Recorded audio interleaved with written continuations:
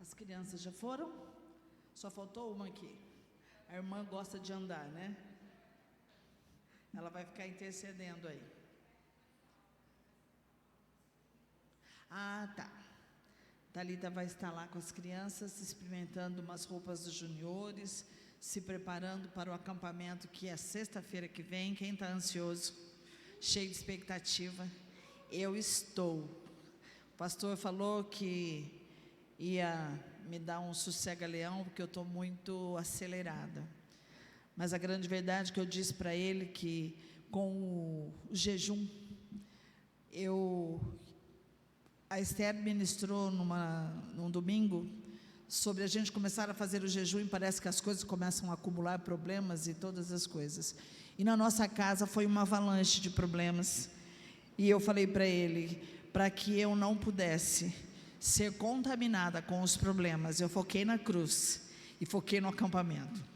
E aí, bora.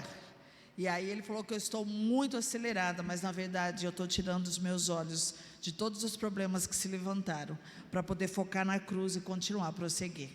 Achei que foi a melhor escolha. Então melhor estar acelerada mesmo, e eu estou cheia de expectativa, porque eu creio que Deus vai fazer algo diferente naquele lugar. Até mesmo por nos levar de volta àquele lugar depois de 7 ou 8 anos. Eu creio que Deus tem algo especial, vai ser diferente. Eu queria orar somente para que você pudesse ser terra sedenta e que o Espírito Santo falasse ao seu coração, assim como ele falou com o meu. Amém? Pai, nós te damos graças, porque é tão bom estar na tua casa. É bom te adorar com liberdade. É bom expressar a nossa adoração ao Senhor, independente das circunstâncias. E quando nós aprendemos a fazer isso, nós nos alegramos pela maturidade que nós vamos alcançando, de servir, de adorar, de louvar ao Senhor, não por aquilo que o Senhor faz, mas por aquilo que o Senhor é. E exatamente nós queremos continuar, durante agora a ministração da palavra, a focar os nossos olhos em Ti e continuar contemplando o Senhor por aquilo que o Senhor é. E também quero pedir que o Senhor possa estar abençoando o coração dos meus irmãos, daqueles que aqui estão e daqueles que estão nos assistindo, para que a Tua palavra possa chegar e possa edificar o coração de cada um, assim como o Senhor tem edificado ao meu coração. Peço ao Teu Espírito que tome o primeiro lugar, que não seja eu, mas seja somente um instrumento nas Tuas mãos. Assim eu oro em nome de Jesus.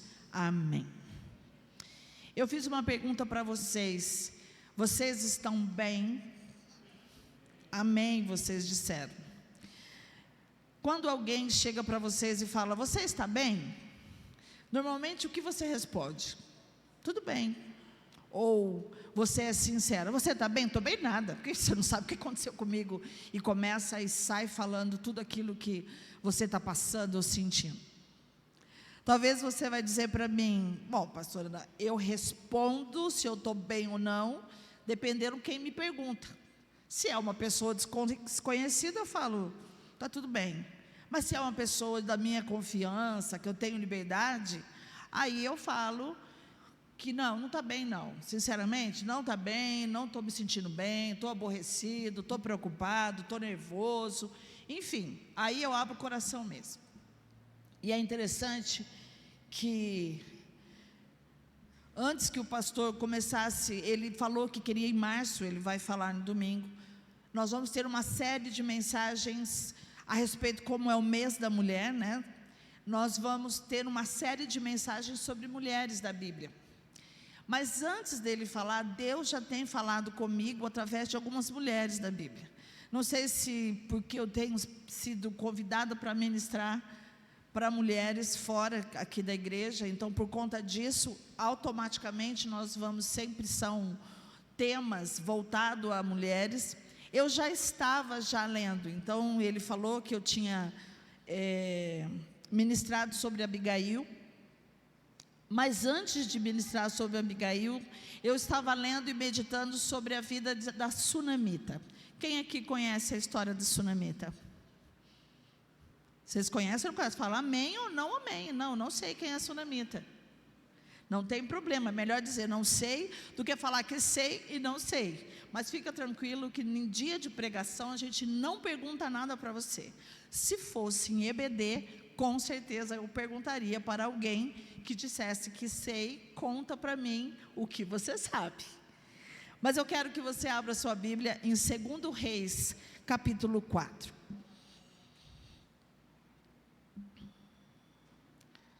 Na verdade, são palavras tão simples, mas que nós começamos a meditar e tentar colocar em prática. São coisas do nosso dia a dia, sejam em situações simples ou em situações bastante drásticas ou dramáticas.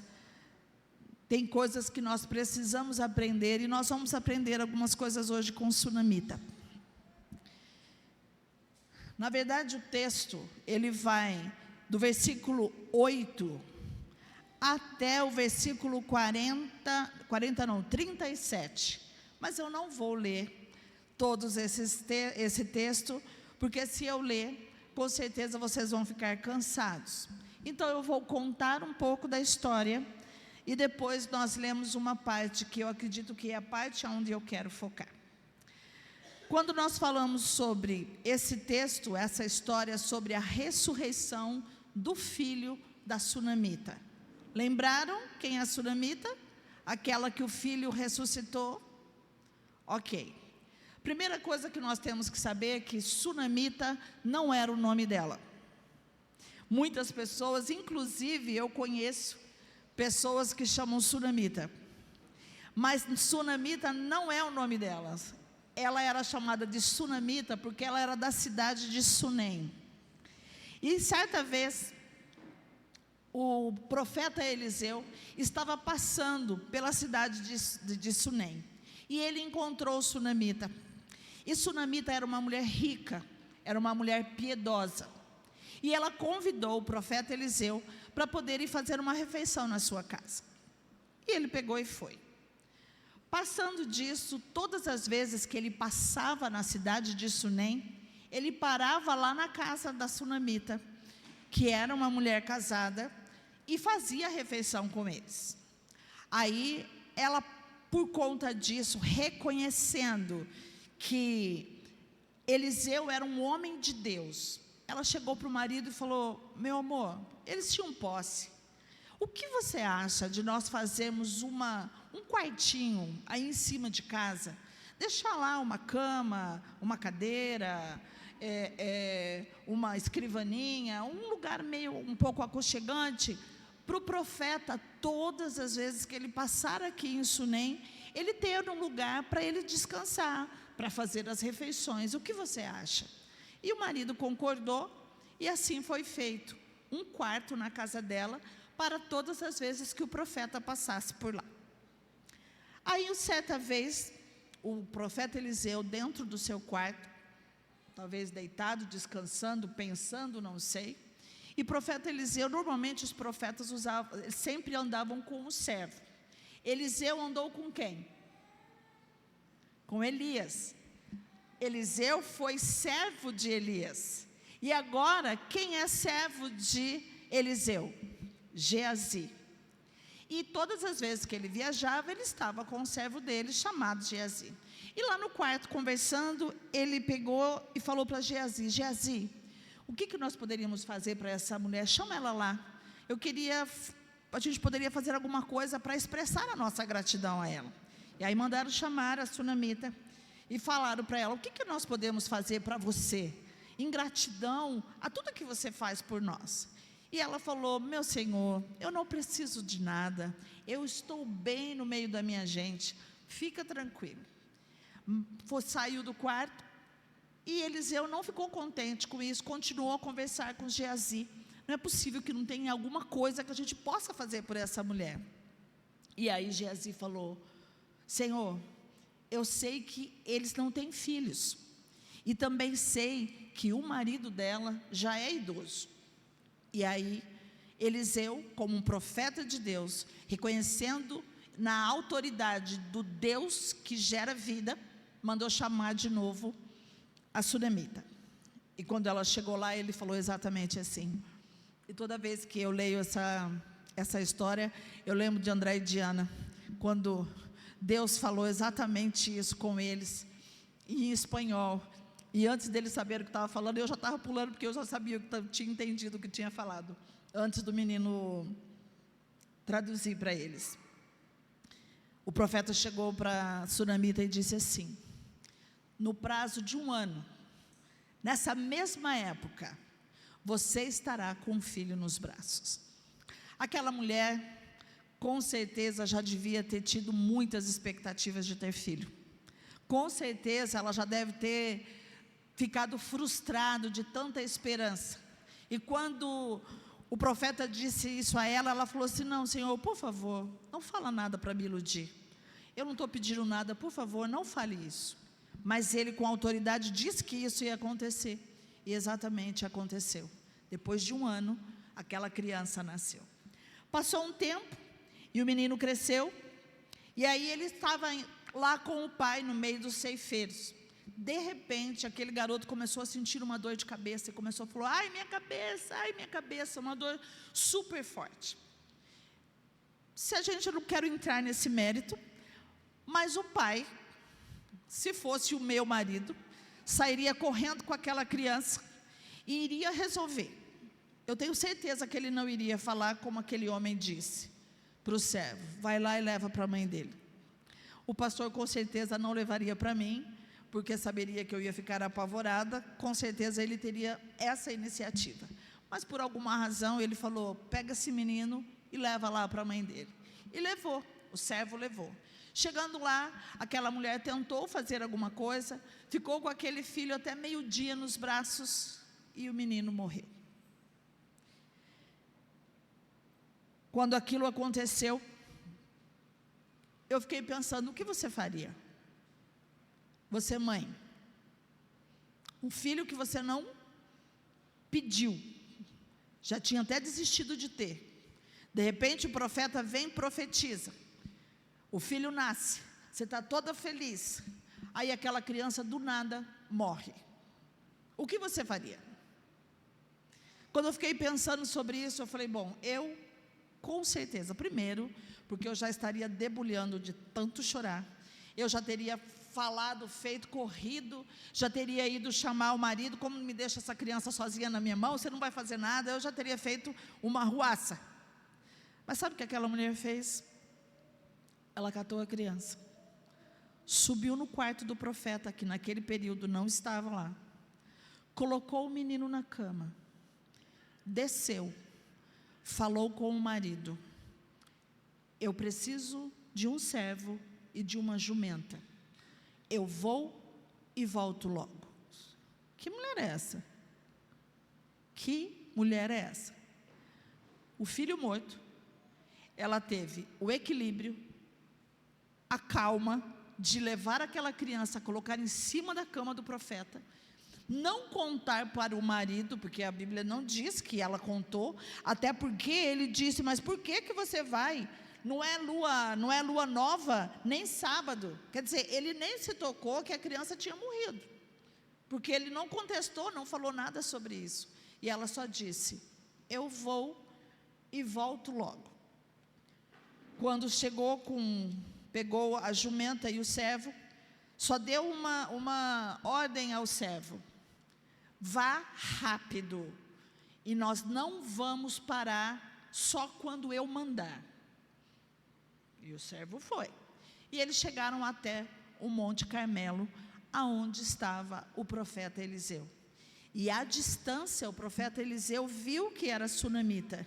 E aí ele disse para Geazi, e eu quero que você leia aqui comigo, no versículo 25. Disse assim: assim ela partiu para encontrar-se com o homem de Deus no Monte Carmelo. Quando ele a viu à distância, disse a seu servo Geazi: olhe, é a sunamita. Corra ao seu encontro e pergunte a ela: está tudo bem com você? Tudo bem com o seu marido? E com seu filho? Ela respondeu a Geazi: está tudo bem. Ao encontrar o homem de Deus no monte, ela se abraçou aos seus pés. Geazi veio para afastá-la, mas o homem de Deus lhe disse: deixe-a em paz, ela está muito angustiada. Mas o Senhor nada me revelou e escondeu de mim a razão da sua angústia. Gente, quando eu paro para pensar, eu falo, gente, essa mulher não deve ser normal. Não deve ser normal. Não fez escândalo. Foi equilibrada em falar com o marido. Eu volto logo. E nem contou que o filho havia falecido.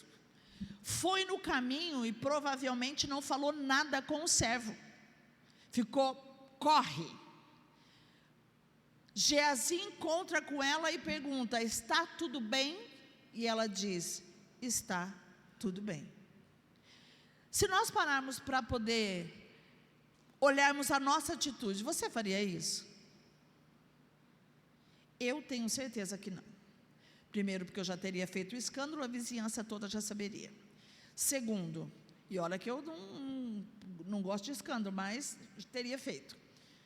Segundo, eu teria contado para o marido, e ele não sairia do meu lado de jeito nenhum.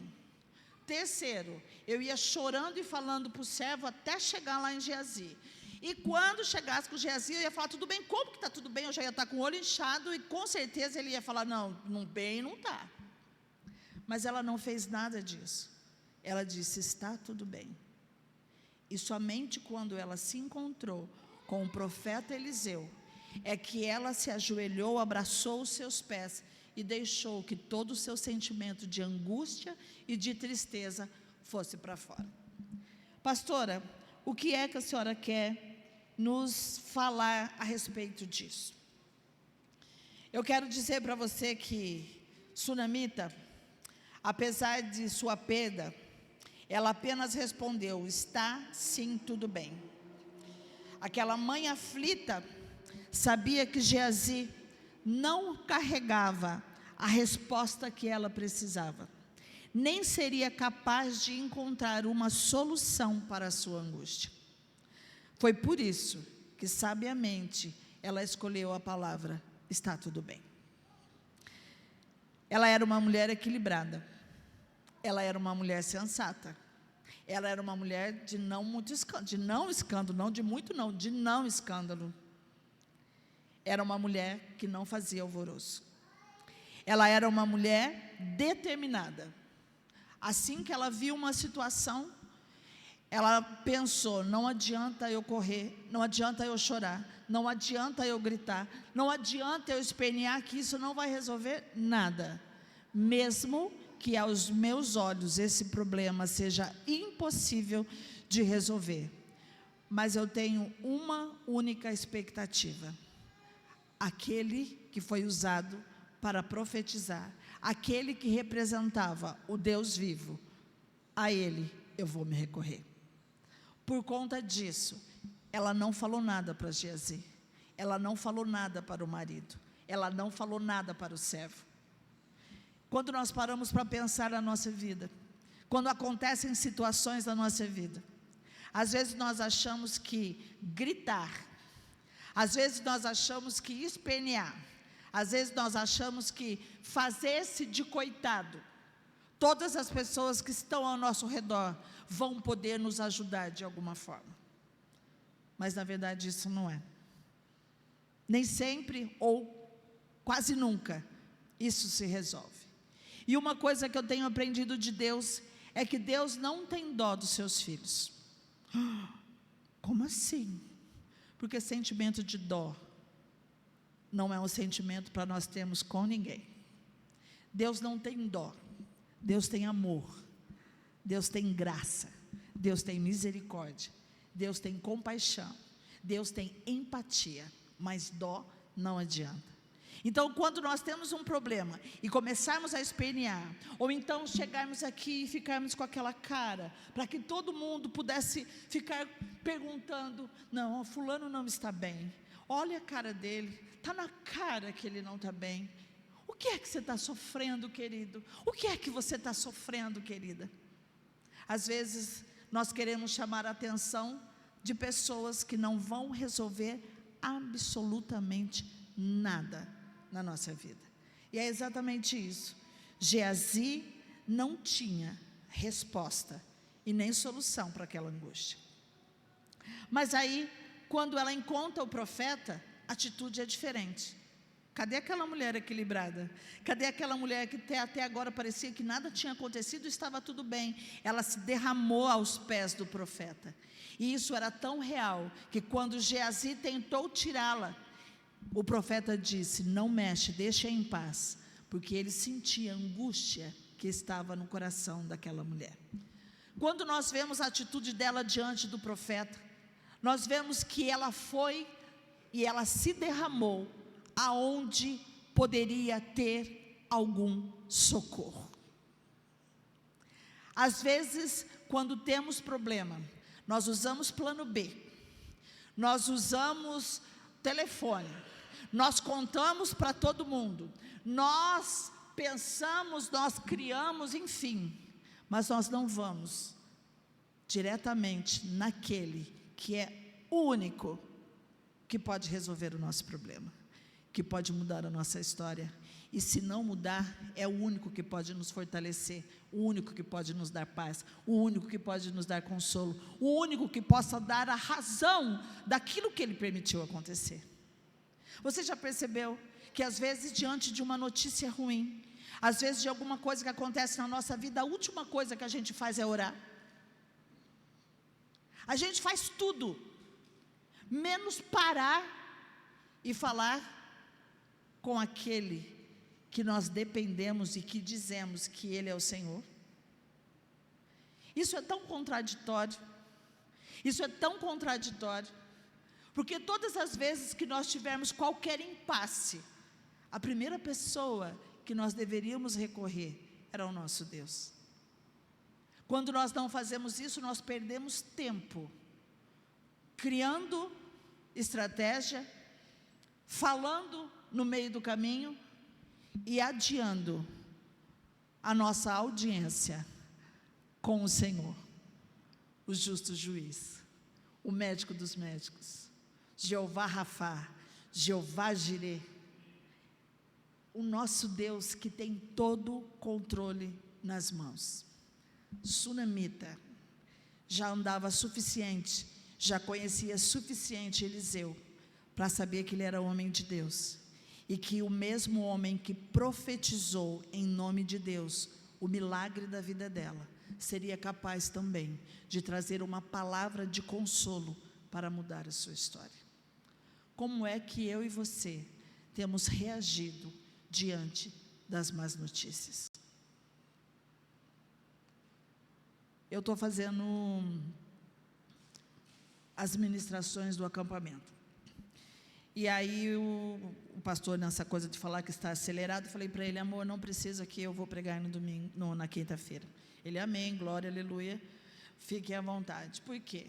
Diante de tantos problemas, às vezes a nossa cabeça fica tão cheia, que você não consegue se concentrar, você não consegue orar, você não consegue ler. Mas quando tantas coisas aconteceram na nossa casa essa semana, e quando eu falo tantas, é tantas mesmo, que nós olhamos um para os outros e falamos: o que nós vamos fazer? Não temos nada para fazer. E aí veio essa palavra ao meu coração, que faz algumas semanas, e exatamente eu olhei para mim e falei: Débora, está tudo bem? E eu falei: está tudo bem.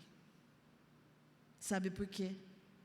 Porque não adianta eu ligar para os irmãos, não adianta eu ir para a rede social, pronto, falei. Não adianta eu fazer nada, porque se eu não consigo resolver, quem vai resolver?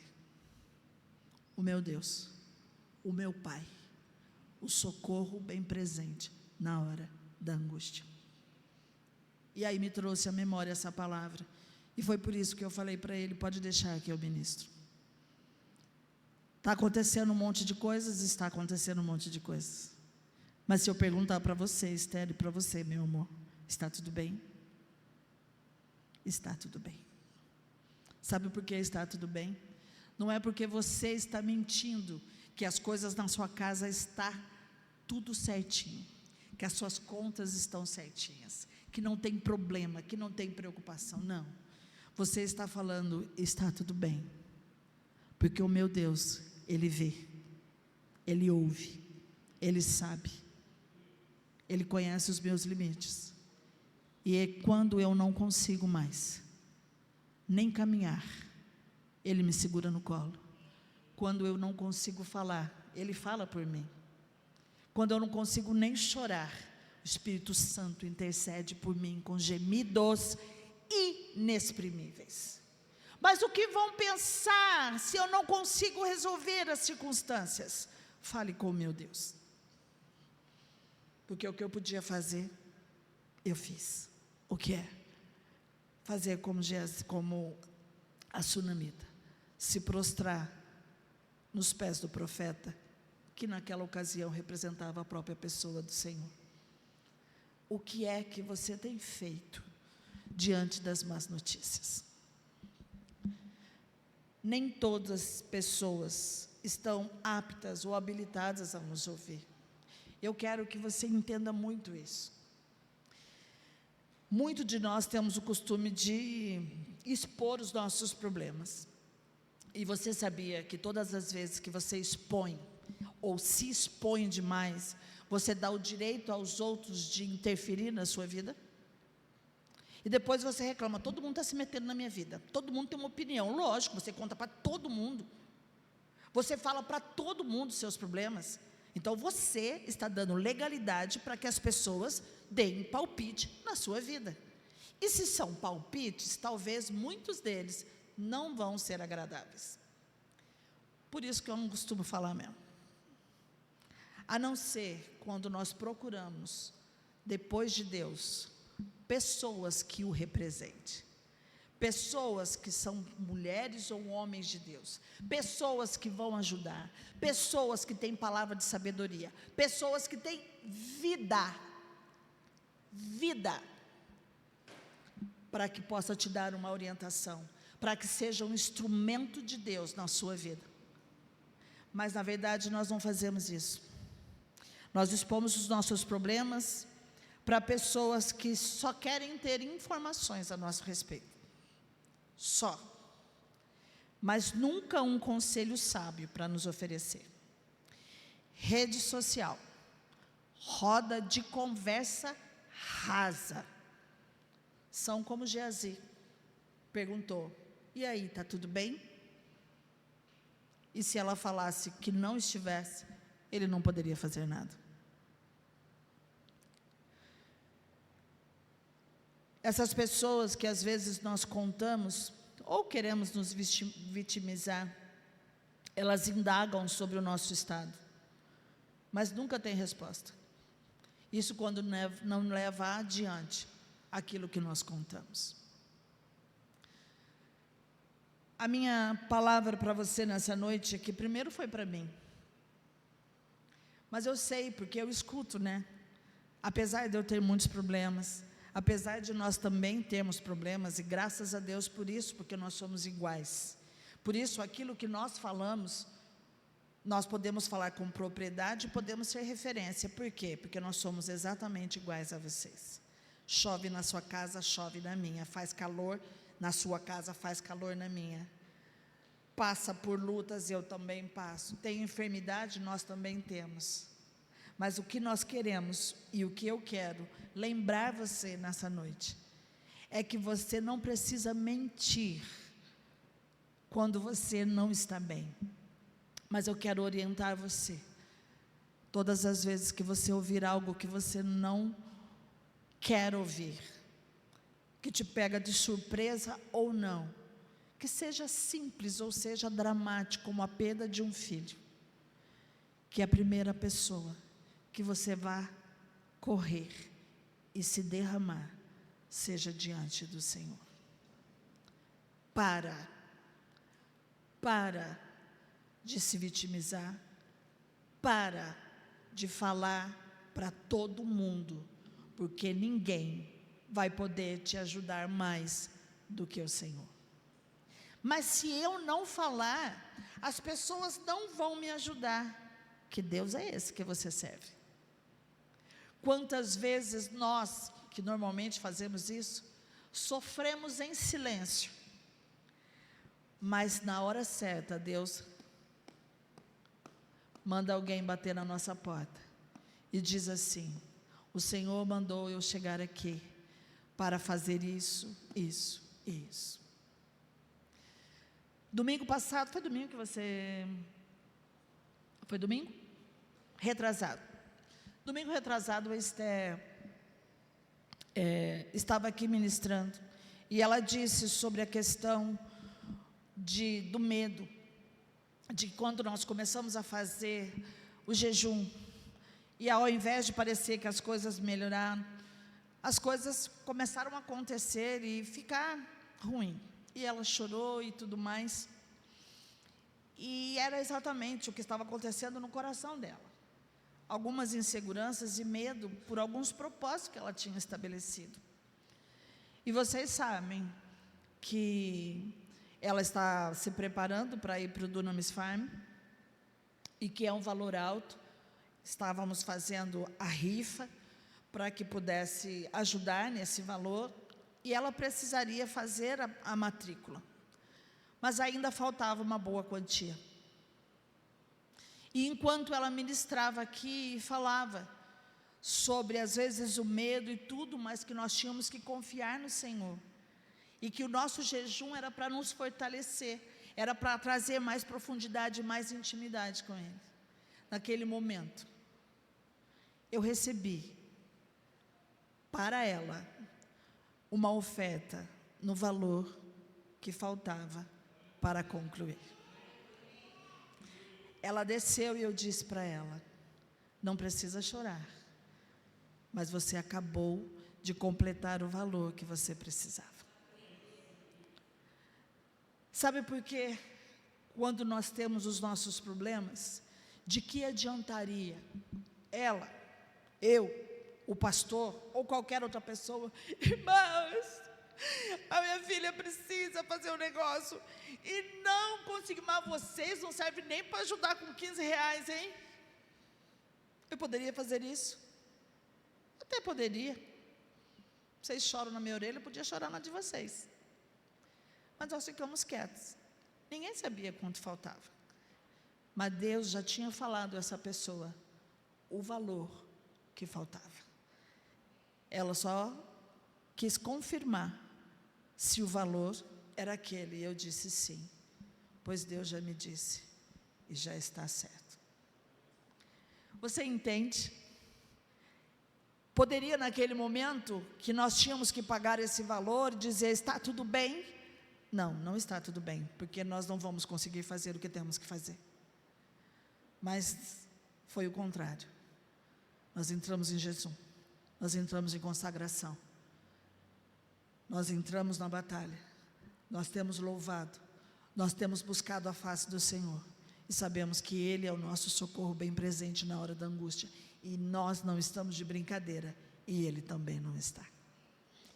Por isso, meu querido, a minha palavra para você nessa noite é que você fique atento com quem você compartilha as suas dores, principalmente as dores da alma ou o lamento do seu coração. Às vezes você não sabe por que a sua casa está sendo atacada, mas é por causa da tua boca grande, que fica falando demais, se expondo demais. Entra no quarto, no seu secreto, fala com Deus. Fala com Deus. Fecha sua boca com os outros, mas fala com Deus. Todas as vezes que você falar Senhor, Ele fala: eu estou aqui. Senhor, eu estou aqui. Sabe por quê? Porque Ele prometeu que estaria conosco todos os dias, até a consumação dos séculos. A minha pergunta novamente a você é: está tudo bem?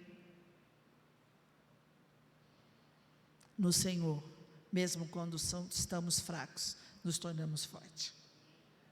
Porque não é sobre aquilo que temos, mas é aquilo que somos nele. Não é sobre aquilo que Ele faz, mas é sobre aquilo que Ele é. Então, está tudo bem. Se a pessoa ao seu redor não pode lhe ajudar, não pode lhe trazer uma palavra de Deus, somente diga quando perguntarem: você está bem? Sim, está tudo bem. Amém? Eu quero que você se levante. E eu quero chamar o pastor aqui